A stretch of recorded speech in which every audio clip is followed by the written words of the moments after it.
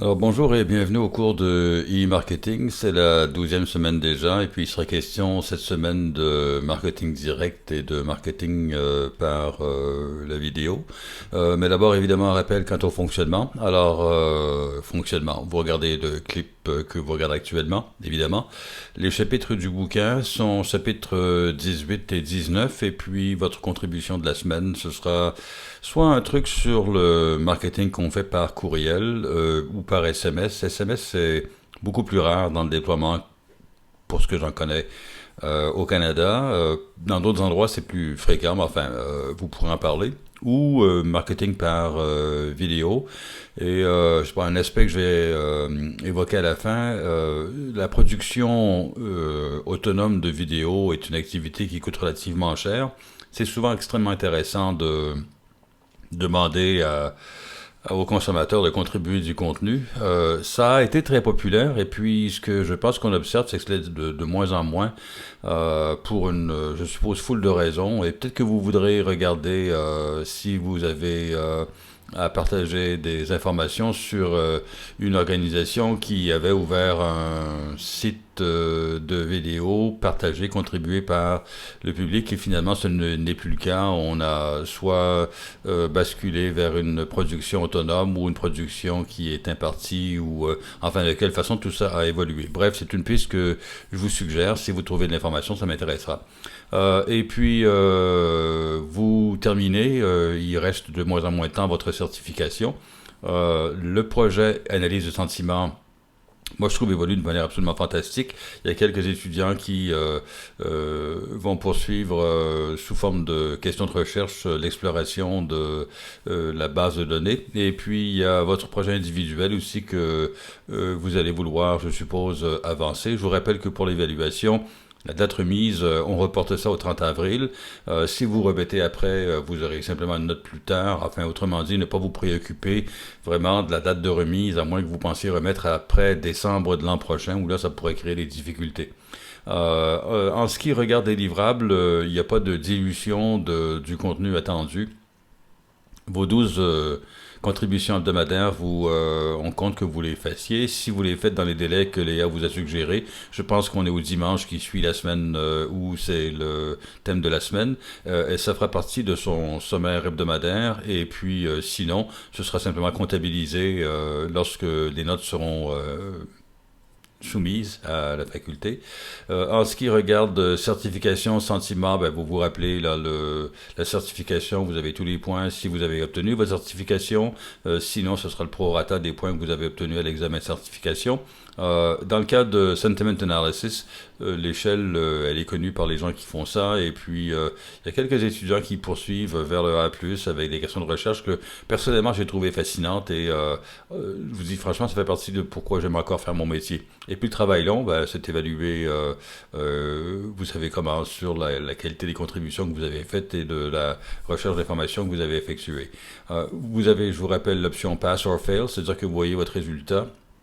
Et évidemment, je pense que tout le monde a compris, si votre note est plus forte que votre moyenne cumulative actuelle, vous optez pour maintenir la note. Si la note était plus faible, vous opterez pour un pass, tout simplement. Dans le cadre du cours, si vous remettez vos documents, il n'y aura pas d'échec. Alors, c'est à peu près certain que vous avez, dans le pire des cas, un pass. Donc, c'est pas très stressant. Et je pense que c'est comme ça qu'il faut faire. L'objectif, c'est d'apprendre, c'est pas d'avoir une note. Bon, cette semaine, donc, il est question de marketing direct et de marketing par vidéo.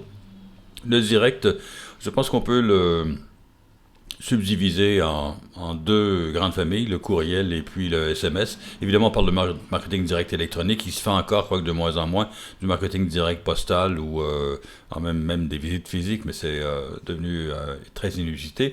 Une des raisons qui explique le succès du marketing par courriel, c'est le faible coût. Les coûts variables sont pratiquement nuls. Envoyer un mail ne vous coûte pratiquement rien.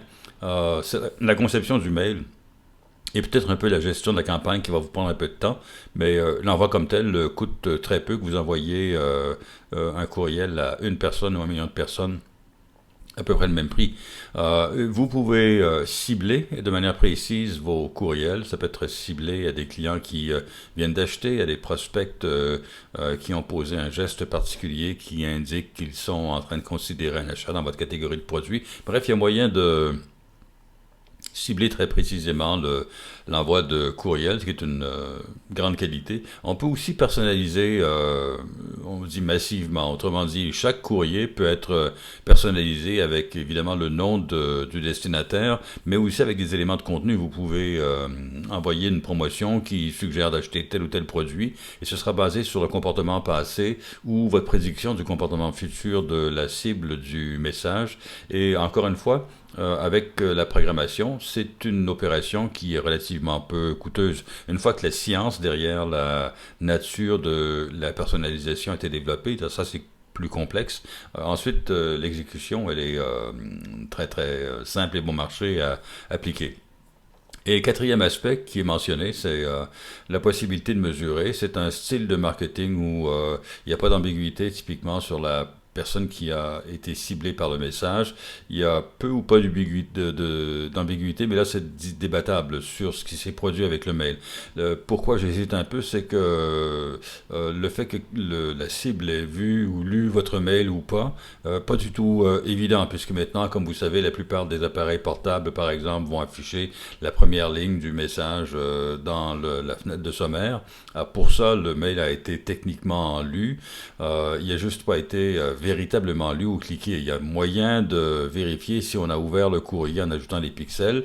Là encore, tout dépend de l'application que le client utilise. Ça devient plus précis au niveau des actions qui ont été entreprises. Évidemment, si le destinataire a cliqué sur un lien, mais ça, c'est une mesure qui n'est pas ambiguë de résultat. Et en fonction donc de la capacité qu'on a de mesurer ce qui s'est produit après l'expédition d'une campagne d'email, on devrait pouvoir optimiser. Encore une fois, c'est la boucle d'apprentissage qu'on vous rappelle. Alors, on conçoit une stratégie, on la déploie, on regarde les résultats, puis on adapte pour améliorer l'exécution et on recommence la boucle. Et avec le email marketing, c'est relativement simple. Il n'y a pas beaucoup de variables incontrôlables ou complexes à maîtriser dans ce type de marketing-là. Différentes variantes. Il y a la promotion. Entre parenthèses, j'indique que c'est pratiquement du spam. Pour faire attention à ça. Même si vous avez un client et donc être légalement au Canada en mesure de communiquer avec un client, il faut faire attention de ne pas envoyer trop de promotions. J'en parlerai, je pense, vers la fin du clip où je vous montre les captures d'écran et puis il est possible, vous savez comme moi probablement qu'avec Gmail, on peut bloquer un expéditeur ou on peut, pire encore, on peut indiquer que c'est quelqu'un qui fait du spam. Extrêmement dangereux donc que si vous avez une campagne de promotion trop agressive, en dépit du fait que vous avez le droit de communiquer avec vos clients actuels pour, en fait, quelque raison que ce soit. La loi ne dit pas que ça ne doit être qu'en relation avec la transaction précédente. Vous risquez de vous faire bloquer par les gens et donc il faut faire attention à ça. Mais en fait, l'autre côté de la médaille, c'est que c'est souvent très efficace. Ça coûte très peu. Et puis, si quelqu'un a acheté chez vous, les chances qu'il achète de nouveau sont en fait pas si mal. Donc, c'est tentant d'explorer cette piste-là. Je vous dirais, si vous êtes responsable d'une campagne de promotion par mail auprès de votre clientèle, je vous suggère très fortement de ne pas déployer sur 100% de votre clientèle, d'essayer auprès d'un petit pourcentage, 5 à 10%, vous regardez quel est le taux de succès, le taux d'abandon, peut-être mesurer, si c'est possible, le taux de blocage de courriel que vous avez observé, et puis basé sur vos résultats, vous pourrez adapter votre campagne et voir si vous poursuivez.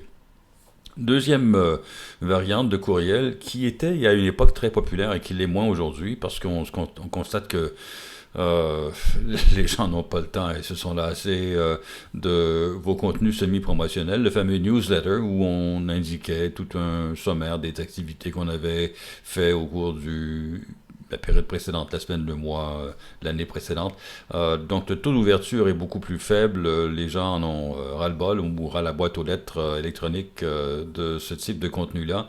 Il y a des coûts qui ne sont pas négligeables, alors on va préférer présumer que les clients intéressés par l'éventuel contenu de newsletter vont s'abonner à notre page Facebook, à notre feed Twitter ou autrement, et donc seront tenus informés comme ça. Autrement, ça retombe dans la catégorie promotion, et comme typiquement le newsletter était à un niveau plus général, il y a une bonne promotion qui vous parlait d'un rabais ou d'un nouveau produit spectaculaire, entraînait relativement peu d'action, et donc c'est en perte de vitesse. Là aussi, vous avez une contribution à faire cette semaine. Peut-être que vous suivez avec intérêt des newsletters, et puis vous nous ferez part de ces cas d'exception, et on sera intéressé de lire votre contribution.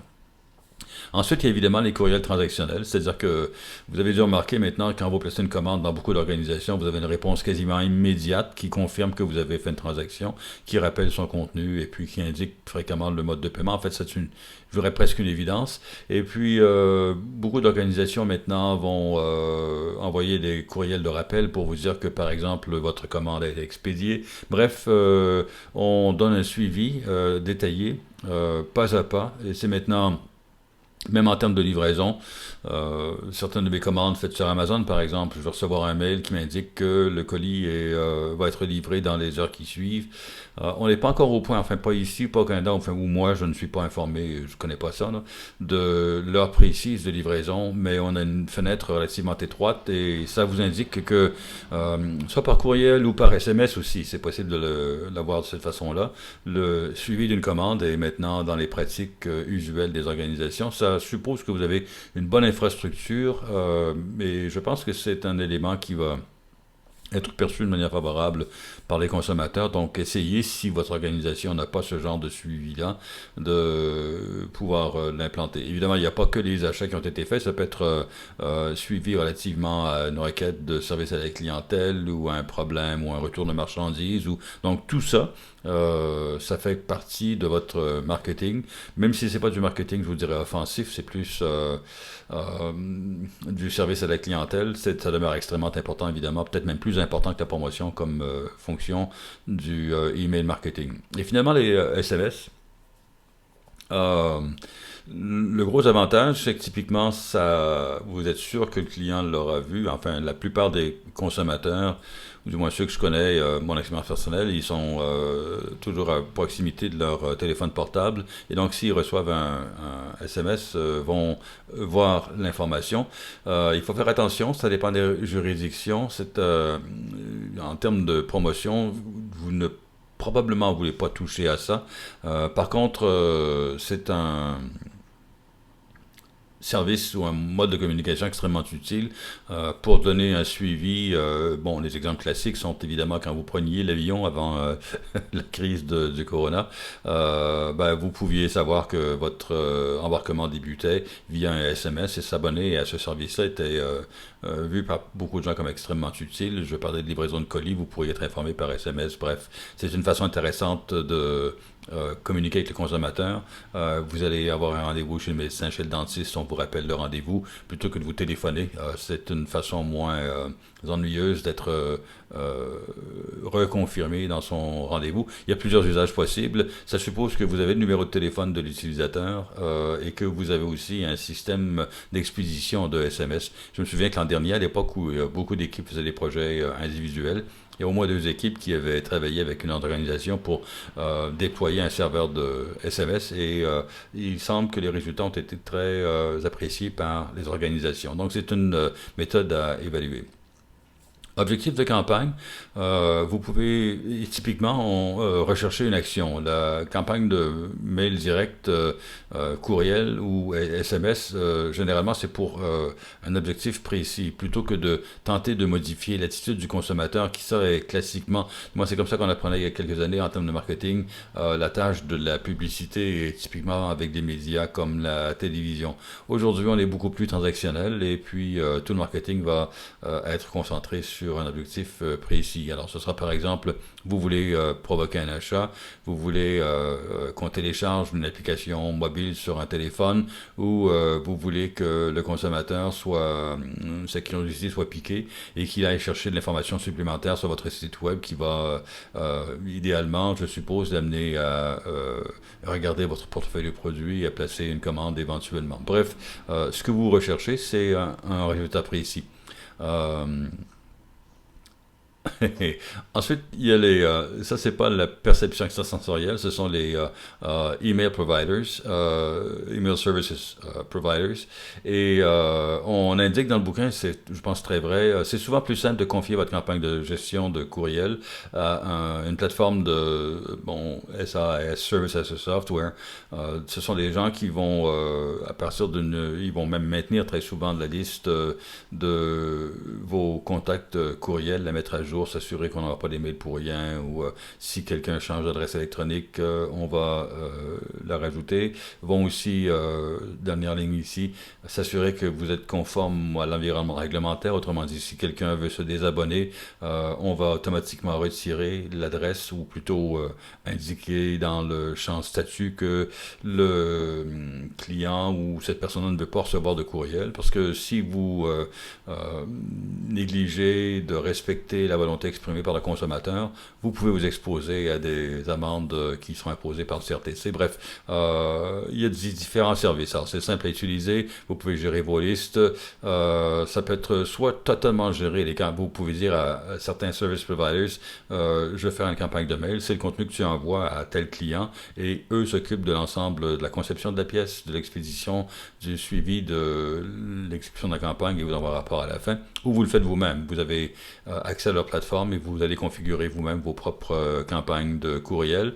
Ils vont vous procurer ou vous permettre d'avoir des rapports, vous donner des statistiques sur le taux de livraison. Ce qui veut dire, grosso modo, vous avez 100 000 adresses de clients, et puis on a envoyé donc 100 000 mails, et il y en a combien qui bounce, qui n'ont jamais été reçus parce que l'adresse n'est plus valide. Il y en a combien qui ont été vus, pour autant qu'on puisse déterminer, et combien ont fait l'objet d'une réponse, et vous avez ça dans le temps. Typiquement, les campagnes de mail donnent des résultats dans les 24 heures. Vous aurez assez peu de résultats dans les 48 ou voire plus d'heures que ça suivant l'envoi, parce que ça tombe dans le fond de la pile de courriers non lus, ou ça n'aura jamais été lu, ou c'est mis dans le spam directement, où il y a une foule de processus qui font que jamais votre mail va donner lieu à une réponse. Par contre, ceux qui sont intéressés, généralement les mails sont vus dans la minute ou l'heure qui suit son expédition. Vous aurez des réponses rapides. Et en fait, c'est important de considérer ça. Vous ne voulez probablement pas envoyer vos millions de mails le plus rapidement possible. Vous voulez les envoyer par rafale de quelques milliers pour être sûr que vos systèmes vont pouvoir supporter, enfin je le souhaite pour vous, la pointe de trafic que ça va générer. Ensuite, certains service providers vont vous donner une certification. Il y a on en parlait beaucoup, je ne sais plus où on en est rendu. Je pense que c'est moins utile qu'à l'époque où on pensait que ça allait transformer l'industrie du courriel. Alors on pouvait avoir des sauts de sécurité qui faisaient que les fournisseurs d'accès Internet allaient bloquer ou pas certains expéditeurs. Et aujourd'hui, ça se fait, je pense, beaucoup plus euh, via Google, en fait, directement. Eux vont bloquer une adresse lorsqu'il y a trop de rapports de spam qui sont faits. Et la certification m'apparaît moins utilisée. Encore une fois, vous avez une contribution à faire cette semaine. Peut-être que vous savez plus que moi où c'est rendu cette question-là, et vous voudrez partager votre connaissance avec nous à ce sujet-là. Aspect sécurité, bon, oui, c'est toujours des questions importantes. Et puis le respect de l'environnement réglementaire. Toujours utile d'avoir quelqu'un à blâmer si on a un problème. Alors, le fait d'avoir recours à un fournisseur de services de mail peut être utile pour éviter ce genre de problème-là. C'est la façon négative, je dirais, d'exprimer l'avantage. La raison pour laquelle un fournisseur de gestion de courriel est utile, c'est qu'eux savent quelles sont les dispositions de la loi et vont vous mettre à l'abri d'erreurs que vous auriez pu commettre autrement. En termes d'email mobile, je crois que c'est important parce que on est doit être à 75% des courriers qui sont lus d'abord sur un appareil portable plutôt que sur un ordinateur. Il y a plusieurs questions qui vont se poser. La première, c'est est-ce que vous devez envoyer des mails en format HTML ou HTML ou en format texte. Vous avez ici une capture d'écran de mon téléphone et puis AliExpress m'a envoyé une confirmation et jamais j'aurais cliqué, pas jamais je n'aurais, mais je n'ai pas eu à cliquer sur le message parce que dans mon affichage, je voyais la première ligne du mail et toute l'information qui m'était utile, elle est visible directement. Et pour moi, c'est un élément intéressant, utile. Donc, aujourd'hui, si vous avez une bonne équipe de développement, un bon fournisseur de mail, ils vont pouvoir vous faire un envoi hybride qui va dans un format HTML, qui a, dans un instant, je vous montrerai la différence, un aspect visuel qui est plus intéressant. Vous avez aussi une première ligne qui va pouvoir être comprise par l'utilisateur lorsqu'il va consulter votre mail dans sa fenêtre de gestion de mail sans qu'il ait à l'ouvrir. Il est possible de swiper pour détruire le mail ou l'indiquer comme étant lu sans avoir vraiment à lire l'ensemble du contenu. On voit ici Amazon, qui est un des principaux opérateurs.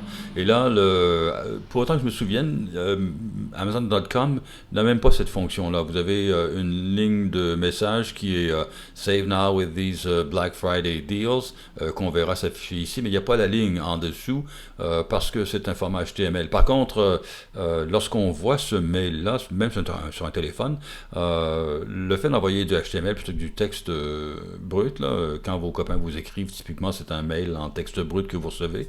L'aspect visuel est nettement plus intéressant et vous montre l'action de Shop Now qui est possible de réaliser via en fait c'est une page web qu'on vous envoie et donc beaucoup plus de possibilités. Un détail intéressant, je pense, .com n'est pas soumis au même environnement réglementaire que .ca. On voit ici un mail de Amazon.ca. Et puis, ce que je remarque, moi, depuis quelque temps, c'est que leurs mails tiennent entièrement sur une page. Alors, le concept était, je pense que dans le bouquin, on en parle, est-ce que vous avez un seul écran où vous devez aller below the fold pour voir la suite du mail. Ici, c'est un cas de, il faut prendre le pouce et swiper pour voir la suite. Alors que dans ce message-ci, il y a un seul écran qui s'affiche. Et c'est souvent vu comme étant supérieur. Et la raison pour laquelle vous dites, je me demande si c'est pas une question de réglementation, vous remarquez l'énorme espace ici qui est consacré à indiquer au consommateur qu'il peut se désabonner s'il le souhaite en modifiant ses préférences et puis que le mail est envoyé à une adresse particulière pour être sûr qu'il n'y a pas de phishing ou de trucs inappropriés avec l'envoi du message.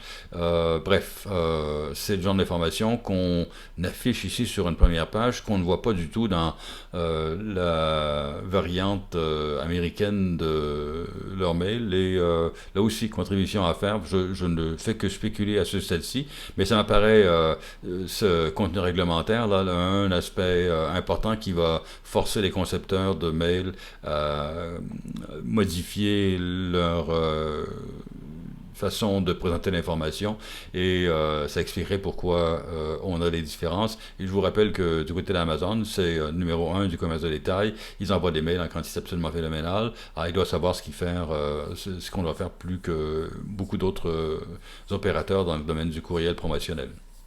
En ce qui regarde la réglementation, il y a les lois, la loi canadienne anti-pourriel, qui fait que, bon, je suppose que vous n'arrivez pas à lire, je pense que j'ai un écran subséquent, ouais, voilà. Alors, il faut que vous ayez consentement de la part des clients potentiels à qui vous voulez envoyer un mail. Alors, ce qui fait que entre guillemets, spam au Canada, vous n'avez pas le droit de faire ça. Vous ne pouvez pas envoyer un mail à des clients, enfin, pas à des clients actuels, ça c'est légal, mais à des clients potentiels et des gens que vous pensez qui seraient intéressés par votre produit. Et il faut aussi savoir que le consentement qu'un client vous aura donné ou un client potentiel vous aura donné peut être retiré à tout moment si la personne manifeste son désaccord. Le consentement, il est implicite, autrement dit, vous êtes réputé avoir consenti à recevoir des mails quand vous demandez un devis de la part d'un producteur de produits ou services, quand un courriel est relié à une transaction en cours, bien évidemment vous êtes devenu client, alors on va comprendre que tous les clients ont le droit de recevoir, en fait c'est mal formulé, une entreprise a le droit d'envoyer des messages à tous ses clients. Il y a une question qui peut être relative à une tierce partie, ce qui maintenant vous autorise à envoyer un courriel à cette tierce partie-là. Vous avez une relation commerciale en cours, donc c'est un client. Alors 2 ans après un achat, l'entreprise a encore le droit de vous envoyer un courriel, en fait jusqu'à 2 ans. Et puis jusqu'à 6 mois après une demande d'information, vous avez le droit au Canada d'envoyer un courriel à un individu. Et Ensuite, dernier élément intéressant, c'est une loi qui ne s'applique pas aux œuvres charitables, tant mieux pour elles, ni aux partis politiques. L'autre aspect, moi je vous dirais, qui est probablement plus problématique que la réglementation des lois, on a l'avantage d'être clair et il n'y a pas d'effet ou que je sache, enfin, d'effets secondaires non anticipés. Par contre, avec Gmail, là, il y a faut faire attention. Alors, quand vous recevez un mail, j'en ai un ici, et puis vous n'arrivez pas à lire, mais on voit Mist, et il y a une faute de frappe dans Features. C'est un opérateur de mauvaise qualité qui m'envoie un mail. Je peux, soit dans les fonctions de Gmail, l'ajouter à ma liste de contacts, ce qui va faire en sorte que les mails entrants vont être davantage mise en valeur ou priorisée dans ma boîte de courriel, ou je peux le bloquer. Cet expéditeur-là, ce qui évidemment va éliminer tout intérêt à l'expéditeur de vouloir communiquer avec moi, il sera simplement bloqué. Et très souvent, et c'est ce que je vous disais, c'est ce qui rend la cueillette de statistiques difficile, sans être informé par l'opérateur de courriel. Et ce qui est pire encore, ça peut être report spam. Et là, si je me sens la moutarde me monte au nez parce que ça fait 8 fois qu'il m'envoie des messages qui ne m'intéressent pas, je clique sur report spam. Ce n'est pas immédiat ni automatique parce qu'évidemment, quelqu'un pourrait être malfaisant qui veut simplement nuire à un opérateur commercial. Mais s'il y a un bon nombre de consommateurs qui ont cliqué sur Report Spam en fonction d'une entreprise, ben vous serez bloqué ou considéré comme du spam pour tous les opérateurs de Google. Et ça, c'est la sentence de mort pratiquement en ce qui vous concerne ou en ce qui concerne vos campagnes de courriel marketing. Donc, soyez prudent quand vous envoyez un courriel pour ne pas générer trop de clics de ce type-là. Ce qui termine donc grosso modo ce que je vais raconter sur la campagne de courriel, qui est, il faut s'en souvenir, un outil extrêmement bon marché et très efficace. C'est donc ce qui fait que dans votre coffre à outils de marketing, probablement électronique, probablement un des moyens en tête de liste. À l'autre extrême du spectre, je vous dirais, vidéo. On en parle parce que vous avez dû, comme moi, constater que la communication se déplace de plus en plus de l'écrit au visuel. J'ai souvent parlé dans le cadre du cours de TikTok que beaucoup d'entre vous, vous connaissez peu ou pas, ou vous trouvez complètement nul. Mais si vous avez de jeunes enfants, vous avez peut-être constaté que eux ne trouvent pas ça nul. Et il y a des signes importants de la progression. Et TikTok est un mode de communication strictement vidéo. Vous savez aussi, comme moi, que YouTube est un site absolument massif qui contient une quantité colossale de contenu et qui est très très utilisé. Bref, la communication vidéo est plus populaire. Elle est plus onéreuse que le courriel, par exemple, ce qui rend ça un outil un peu plus délicat à utiliser, mais un impact qui est très important. Alors, le marketing vidéo, on peut distinguer deux façons de considérer ce levier-là, soit du marketing de contenu. On en parlait avec des boîtes comme GoPro, par exemple, qui va publier du contenu avec un haut niveau d'intérêt, ou on peut utiliser la vidéo comme de la publicité. Là, je vous dirais, il y a deux sens qu'on peut donner au terme publicité. Je parlais de YouTube, qui est un site massif. Maintenant, la publicité, on en présente de plus en plus. Elle peut être de deux ou trois types. Elle peut être en pre-roll. Autrement dit, la publicité s'affiche avant le démarrage de votre vidéoclip. Et donc, vous pouvez, vous, comme annonceur, concevoir des publicités vidéo qui vont s'afficher avant le début d'un clip. Et là, vous pouvez cibler le genre de messages avec lesquels vous voulez être associé, ou vous pouvez dire à YouTube, occupez-vous des diffusions de mon message. Eux aussi ont intérêt à ce que vos publicités soient fréquemment cliquées, c'est là où vous serez tarifé, etc., etc. Bref, on peut soit annoncer dans les modes conventionnels sur YouTube, ou on peut, et c'est ce que j'observe de plus en plus fréquemment, demander à quelqu'un qui est ça va m'écorcher les lèvres de prononcer le mot influencer, mais vous avez des sites où on produit des vidéos qui sont regardées pour le contenu et vous pouvez insérer une publicité dans le contenu. Il faut faire attention, là, la réglementation s'applique toujours. La personne qui publie une vidéo qui annonce un cosmétique, un appareil électronique, etc., etc., va devoir déclarer que c'est une publicité. Ça doit être évident pour spectateurs, je dirais, qui serait le mot à utiliser. Sinon, ce sera une violation des lois qui réglementent la publicité ou vous exposer à des difficultés. Bref, on peut considérer que YouTube est comme un grand canal de télévision sur lequel on peut diffuser des publicités soit de manière évidente en pre-roll, soit dans le contenu publicitaire qui serait comme une forme de placement de produits où vous faites du marketing de contenu. En termes de marketing de contenu, il y a plusieurs types de vidéos qui sont évoqués dans le bouquin. En fait, ça tourne pratiquement toujours autour de formation. Si les gens veulent avoir un tutoriel, un guide explicatif, voir des conférences, suivre des cours, on vit à une époque où enfin, si vous êtes comme moi aussi, où je reçois énormément de publicité sur mes feeds sociaux d'institutions qui font la promotion de formations en ligne. Elles se feront par vidéo. Il y a assez peu aujourd'hui, je pense, de cours qui se font avec du courrier électronique seulement ou du courrier papier, comme c'était le cas il y a 2 générations. On peut faire des vidéoclips où on compare des produits, on donne des conseils sur leur utilisation. C'est encore dans la même mouvance de formation, ou on peut faire des clips de divertissement qui vont être partagés, puis j'en parlerai dans quelques minutes. Contenu viral, c'est ce que les agences de communication, c'est ce que les départements marketing souhaitent tous, que vous envoyez un clip, vous pensiez générer quelques centaines de vues, et tout à coup, bang, il y a un phénomène de contagion sociale qui fait qu'il y a des centaines de milliers, des millions, voire des milliards d'individus qui verront votre clip. Et ce que l'on dit, c'est que si le clip porte sur un sujet d'actualité, il y a plus de chances de devenir viral. Je suis pas certain de ça. Je vous dirais, c'est pas impossible, mais quand on regarde le panorama des clips qui sont viraux, on retrouve encore surtout des chats, des bébés, des fails, enfin, vous savez, des gens qui tombent, ou ça fait souvent rigoler, ou des trucs absolument extraordinaires. L'actualité, je suis pas certain. En même temps, oui, c'est vrai que bon, on parle présentement de la pandémie. Si vous avez un contenu qui est relié à ce sujet-là et que le contenu est percutant d'une manière, bon, je ne vais pas spéculer pourquoi, mais oui, les chances qu'il soit partagé sont plus élevées. Il faut que ça pique l'intérêt, c'est évident. Si votre contribution vidéo elle est pas intéressante, elle ne sera pas partagée, donc elle ne sera pas virale. Il faut qu'elle ait un impact émotif, je vous dirais, auprès du consommateur, auprès des personnes qui reçoivent. Et puis, si vous avez eu une formation en publicité, vous savez qu'il y a des leviers qui font que les messages ont plus ou moins d'impact. Peut être rigolo, ça explique pourquoi les bébés ou les chats sont très fréquemment des vedettes des clips viraux.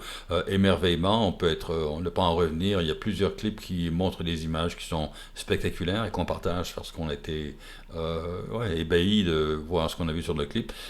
Des trucs qui font peur. Il y a des gens qui aiment avoir peur et qui vont partager ça. Le sexe, là je parle pas de pornographie, mais simplement le fait de voir des gens qu'on trouve attirants, ça peut susciter le partage de contenu ou de l'information qu'on trouvera utile. Pas impossible que ce soit un élément qui va contribuer au partage. Soyez unique, soyez différent. Encore une fois, c'est un conseil qu'on voit fréquemment. Je ne suis pas certain, moi, que l'évidence supporte ce conseil-là. Il y a beaucoup de variantes d'un même concept. Quand je vous disais, lorsque vous regardez, ou si je vous suggère aujourd'hui, pour vous divertir, de taper Top Viral Videos, vous verrez, il y a plusieurs organisation qui se spécialise dans la création sur YouTube là, de sommaires de contenu viral. Il n'y a pas beaucoup de différence. En fait, ce serait comme dire des pizzas, mais il y a une sauce d'un type, une sauce d'un type, une sauce d'un type. Chaque restaurant fait une pizza un petit peu différente, mais elles sont surtout similaires. Donc, quand vous trouvez une formule qui fonctionne, vous lancez des vidéos et puis vous priez que votre vidéo, pour une raison inexplicable, va susciter une forme de viralité. Facile à partager. Bon, ben, je pense qu'on en avait déjà parlé. Vous avez des bandes de partage dans les médias sociaux qu'on peut se procurer et c'est très utile. Vous devez faire ça, je pense, pour que votre contenu devienne viral. Je vous dirais, ce qui est intéressant, c'est de constater, ça c'est la bande de YouTube que j'affiche ici, quels sont les médias qu'ils utilisent. Reddit, que vous connaissez peut-être, qui était assez populaire. Blogger, qui m'apparaît moins en perte de vitesse, mais pourquoi pas. Twitter, En fait, ouais, pourquoi pas? Parce que Blogger appartient à Google, ça va de soi. Twitter, Facebook, et puis LiveJournal, en fait, que j'avoue, je connais pas. Peut-être que vous voudrez me raconter ce que c'est et pourquoi ça figure en premier lieu dans la liste des partages de YouTube. Et puis vous avez Embed, qui va simplement vous donner l'adresse, l'URL du vidéoclip que vous pourrez mettre dans votre mail, dans votre site web ou autrement. Et puis le contenu viral, on dit que généralement il va être court. Pourquoi? Parce que les gens ont un éventail d'attention, attention span, je ne sais pas comment on devrait dire précisément, relativement court. Si un vidéoclip dure 1h40, vous n'allez pas le partager.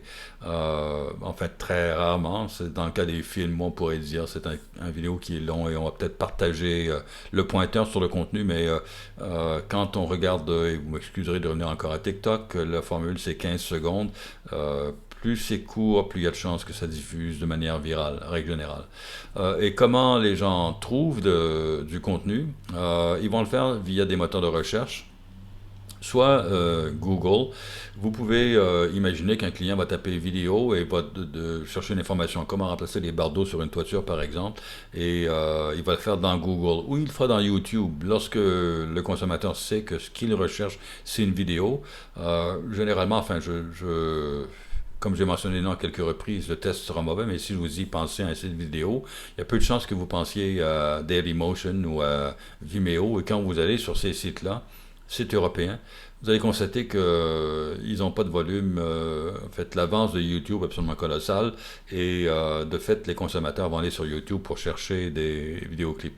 Ça peut être par des recommandations de vos amis, peuvent sur Facebook dire ah, c'est excellent, donc c'est ce qui a contribué à la viralité dont on vient de parler.